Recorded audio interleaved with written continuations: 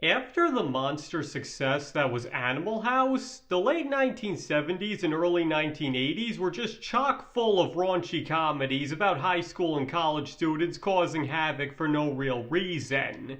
But that's not to say that every school movie that came out at the time was trying to ride Animal House's coattails. And perhaps one of the best examples of that would be Fast Times at Ridgemont High. Though often advertised as a comedy, the movie actually contains quite a lot of serious subject matter and depressing undertones many wouldn't expect from a school movie of that era. And it's not just from the obvious stuff either. Though, what would one really expect from a script written by Cameron Crowe? And today, I'd like to go over Fast Times at Ridgemont High and specifically what it's really about. And there will be spoilers for this movie as well as any others I bring up ahead. So in case there's something you've been meaning to see and don't want to know how it ends, you should probably remain on the lookout. Okay, so when most people think of Fast Times at Ridgemont High, they either think of the scene where Phoebe Cates takes her top off, or the wacky antics of Jeff Spicali, who proved to be so popular that he almost got his own spin-off. So as a result, many people who go into this movie for the first time are probably expecting something akin to Animal House, and might be surprised that it's much more grounded than that. Now, don't get me wrong, the movie is definitely funny, there's no question about that, and it's also not trying to hide that it's more serious than a lot of other school movies of its day. But what's often lost on people, even among those who've seen it, is just how serious the movie actually is. Like, for example, Spicali may be hilarious, as I just got through saying, but when you look past that, what his subplot basically amounts to is that he's a lazy teenager who simply wants to get stoned and rebels against authority for no reason, essentially throwing his life away on a hedonistic and youthful whim. And Mr. Hand not only recognizes all of that, but tries to help save him from himself by showing that there actually is value in what school is trying to teach him. Though we see that his attempts don't ultimately amount to much, as even when he scores big through sheer luck, he once again throws it all away on another whim. Now, sure, Spicali doesn't seem like the type to mind not amounting to much, but the point still remains that his character does have some tragic undertones, if only because he won't even put in the effort to be more than he is, and will have to live with that for the rest of his life.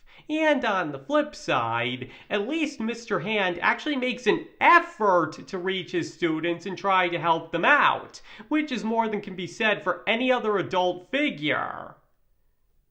And that's where the often overlooked underlying hopelessness of this movie really lies. All the adults are portrayed as either too busy or uninvolved in their children's lives, causing them to navigate a world they are not ready to face alone and suffer the consequences for their inevitable mistakes. In other words, Fast Times at Ridgemont High is ultimately about what happens when children are left to raise themselves in a world of neglectful and indifferent people. And it's only through characters like Mr. Hand, the one adult who dedicates himself to trying to help his students, Brad, who's both got a good head on his shoulders and is reasonably responsible for a person his age, and Mark Ratner, the ultimate truly nice guy, does the movie offer any kind of silver lining? Because as I just said, in the end, the movie is about kids trying to find their place in the world without adults to guide them, and the results are not pretty, particularly when it comes to somebody like Mike Damone, who's not afraid to take advantage of others, but all too often finds himself in way over his head to the point that he ends up pushing away the few friends he does have.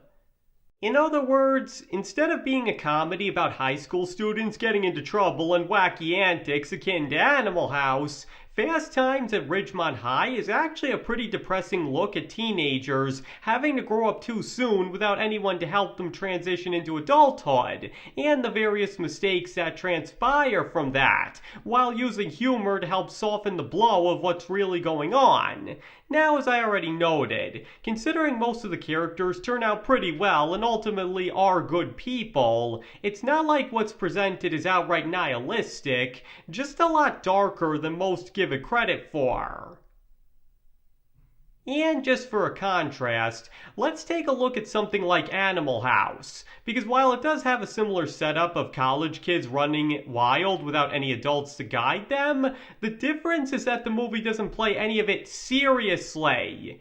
As I even got into in another video, which you can find a link in the description to. The reason the titular Animal House are the good guys is because the other students and faculty are worse than them, which provides the perfect setup for most of the movie's plot, and is only reinforced by the fact that they all go on to prosper while the designated villains don't, because in the end, it's ultimately not meant to be anything but funny, and that's why it's still one of the most beloved comedies of the 1970s.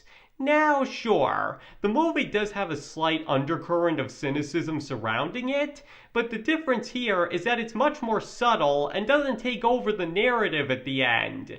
The characters fall into despair, but an iconic speech from Bluto is all it takes for the movie to end in all of its crazy, insanely funny glory. Basically, the cynicism just adds a more grounded layer to an otherwise wacky film, which is what allows it to be much better than its imitators, because it actually has a degree of substance. And once again, the story may be about a bunch of out-of-control students, but it's all played for laughs. It's not supposed to be taken seriously, as many these days seem to forget. With Fast Times at Ridgemont High, however, with the possible exception of Jeff Spicoli, as his antics are portrayed with a more Animal House-like quality, all of the characters' actions are played seriously. Like, for example, Brad acts out at an obnoxious customer, and as a result is fired and gets a job he hates even more. Stacy has unprotected intercourse and ends up pregnant. Mark tries to see the best in Mike, and ultimately gets hustled just like everybody else he deals with. To put it simply, all of the characters' actions are portrayed as having realistic consequences, and that's what makes it different from Animal House, because you won't see a character squashed thin as a sheet of paper or falling off ladders from excitement here. Everything is played realistically, and as a result, everything that leads to those consequences, such as the absence of adults to guide the children, are similarly played realistically and thus contribute to its more depressing atmosphere. In fact, the studio was so off-put by some of the movie's more serious subject matter that they actually had John Landis visit the set, because they were expecting something much more akin to Animal House and didn't know what to think of what it actually was. Now, to be fair here, there's no rule that says school movies have to be funny, absolutely not. As I just pointed out, even Animal House itself does have a slightly serious and cynical undertone when all is said and done. It's just that Fast Times at Ridgemont High takes it a lot further than most would expect, both at the time and now, because one can't deny that when looked at a little deeper, it really does have some depressing things to say on how adults neglect their children and the mistakes they end up making because of it.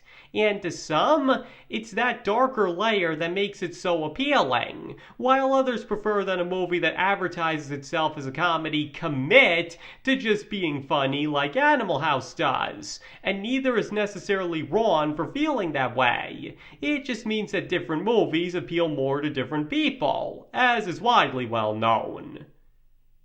But that being said, the point still remains that this movie does have some pretty serious things to say, more so than many are willing to give it credit for. Now, you might be wondering why I'm not touching on some of the more obvious stuff, and that's because anybody could use those things to prove that the film is darker than something like Animal House. But as I just spent the whole video trying to emphasize, it's not individual scenes that lend the movie a somewhat hopeless atmosphere. It's the undercurrent of the entire movie. Because simply put, if the parents were more attentive and involved, there would be no movie, and thus most of the negative consequences the characters suffer could have been avoided entirely. In the end, Fast Times at Ridgemont High is a serious look at how children function and malfunction without adults around to help them, but tries to help the audience through that with healthy doses of humor, and succeeds so well that those darker elements are often lost on many. But they are still there even if most don't see them, and what it has to say is a lot more depressing than many would believe at that. Alright, that's everything I had to say on that. So now I'd like to hear your thoughts. Do you believe that Fast Times at Ridgemont High is actually a much darker film than its reputation implies? Or do you think I'm reading way too much into it and that I was wrong about everything I just said? Please let me know in the comments below. Because as I already said, you do not have to agree with anything I said if you don't want to. You're entitled to your own opinion and can feel absolutely any way you'd like about Fast Times at Ridgemont High, and I nor anybody else can tell you you're wrong. And thank you all for watching. It is all very appreciated. And I hope to see you all next time.